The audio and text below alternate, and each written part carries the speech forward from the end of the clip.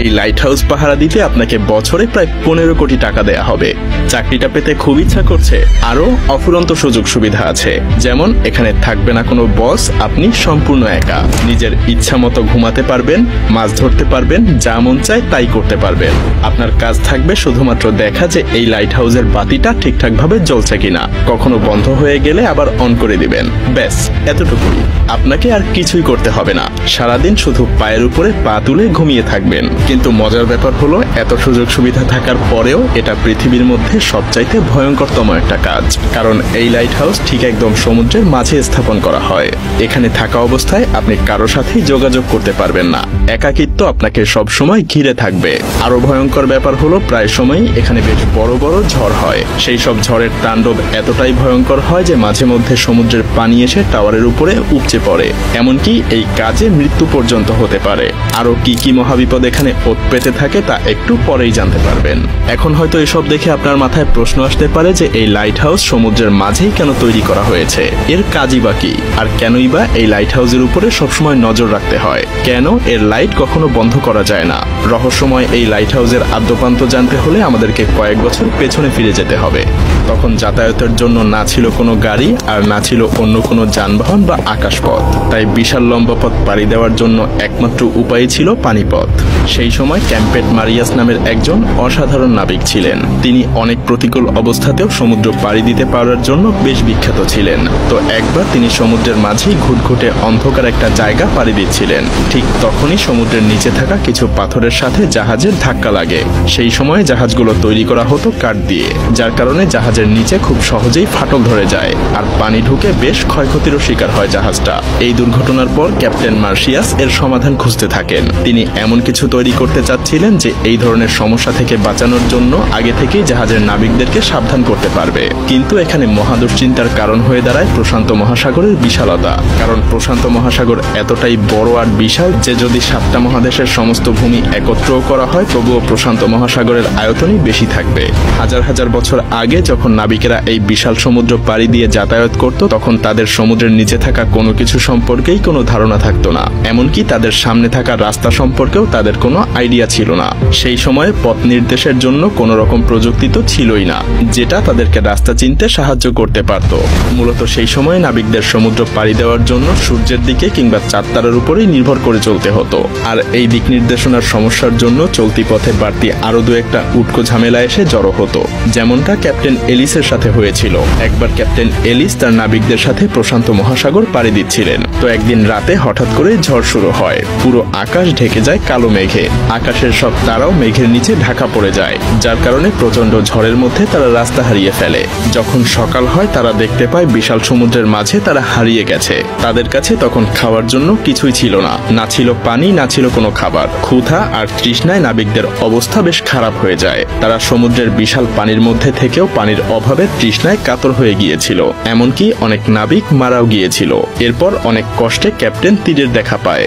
এরপরেই মূলত light house তৈরির যাত্রা শুরু হয়। মিশরের ভূমধ্যসাগরের পাশেই ছিল আলেকজান্দ্রিয়া।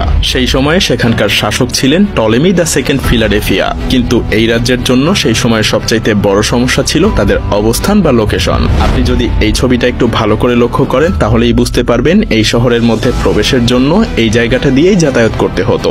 আর এই জায়গাটার আশেপাশে অনেক বড় বড় পাথর ছিল, যার ফলে এই শহরে বাণিজ্য করতে আসা জাহাজগুলো যখন এই রাস্তা দিয়ে পার হতো তখন খুব সহজেই পাথরগুলোর সাথে জাহাজগুলোর ধাক্কা লাগতো।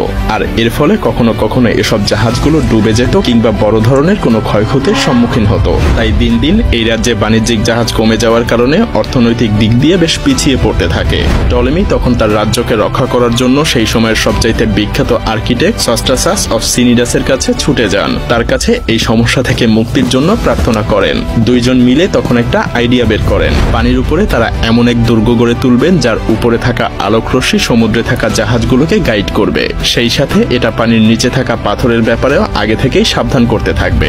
সেই পরিকল্পনা অনুযায়ী সস্ট্রাসাস কাজ শুরু করে দেয়। কিন্তু তখনও তিনি ভাবতে পারেননি যে তিনি যা করতে চলেছেন সেটা একসময় পুরো পৃথিবীতে অন্যতম একটা সৃষ্টি হয়ে উঠবে, যা পুরো পৃথিবীতে আলেকজান্দ্রিয়ার বাতিঘর নামে পরিচিত হয়ে উঠবে।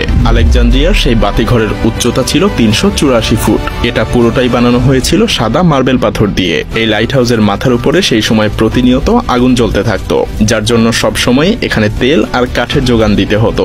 এমনকি এই বাতিঘরকে পরবর্তীতে পৃথিবীর 7ম আশ্চর্যের একটা হিসেবেও স্বীকৃতি দেয়া হয়। শুধুমাত্র এই উচ্চতার জন্যই এটা বিখ্যাত ছিল না, সেই সাথে ছিল এর অসাধারণ ডিজাইন। মূলত সস্ট্রাসাস সেই সময় আলোর রশ্মি বা তীব্রতা ছড়িয়ে দেওয়ার জন্য আয়না আর লেন্স দিয়ে একটা ডিজাইন তৈরি করে, যাতে করে এই বাতিঘরের আলো অনেক দূরে থাকা জাহাজের নাবিকদের পথ দেখাতে পারে। তো সেই সময়টাতে যখন এই বাতিঘর বা লাইট হাউসের নির্মাণের খবর ছড়িয়ে পড়ে, তখন নাবিকেরা যেন স্বস্তির নিঃশ্বাস ফেলে, কারণ এখন আর আলেকজান্দ্রিয়ায় আসার পথে তাদের আর পথ ভুল হবে না, পাথরের আঘাতে জাহাজও ভেঙে যাবে না। এভাবেই বাতিঘরের আইডিয়াটা পুরো পৃথিবী জুড়ে ছড়িয়ে পড়তে থাকে। যদিও প্রথমে এই বাতিঘরের ব্যবহার সমুদ্রের মাঝে শুধুমাত্র জাহাজ সাবধানে চলাচলের জন্যই তৈরি করা হতো, কিন্তু সময়ের সাথে সাথে বাণিজ্যিক জাহাজের সংখ্যা যখন বাড়তে থাকলো, তখন সমুদ্রের যেসব জায়গায় পাথরের উচ্চতা সমুদ্রের পানির উচ্চতার কাছাকাছি কিংবা যেখানে অনেক বেশি পাথর থাকে, যেগুলোর সাথে খুব সহজেই জাহাজের ধাক্কা লাগতে পারে, সেসব জায়গাগুলোতেও তখন বাতিঘর বা লাইট হাউস তৈরি হওয়া শুরু হয়। যদিও প্রথম দিকে লাইট হাউসে সবসময় আগুন জ্বালানো হতো, কিন্তু এটা ঠিক ততটাও ভালো আইডিয়া ছিল না, কারণ এর জন্য সবসময় কয়লা বা জ্বালানি কাঠের যোগান রাখতে হতো। তখন অবশ্য এটা ছাড়া আর কোনো উপায়ও ছিল না। এরপর মোমবাতি কিংবা ল্যাম্পের ব্যবহারও করা হয়েছিল, কিন্তু আগুনের আলোর রশ্মি তো আর খুব বেশি দূর যেতে পারতো না। ঠিক তখনই আবিষ্কার হয় বৈদ্যুতিক বাল্বের। লাইট হাউসগুলোতেও আগুনের পরিবর্তে বৈদ্যুতিক বাল্ব ব্যবহার করা শুরু হয়, কিন্তু তারপরেও এই আলো খুব বেশি দূর যেতে পারতো না। এর কারণ হলো লেন্সগুলোকে বাল্বের পেছনে লাগানো হতো।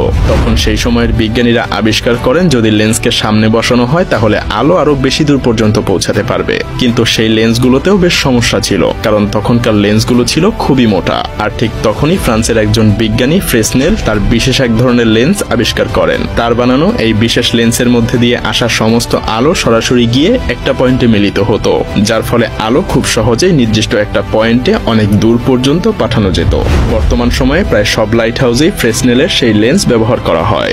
লেন্সের এই আবিষ্কার লাইট হাউসকে এক নতুন রূপ দিয়েছিল, যে কারণে এখনো সমুদ্রের বুকে জাহাজগুলো নিরাপদে যাতায়াত করতে পারে।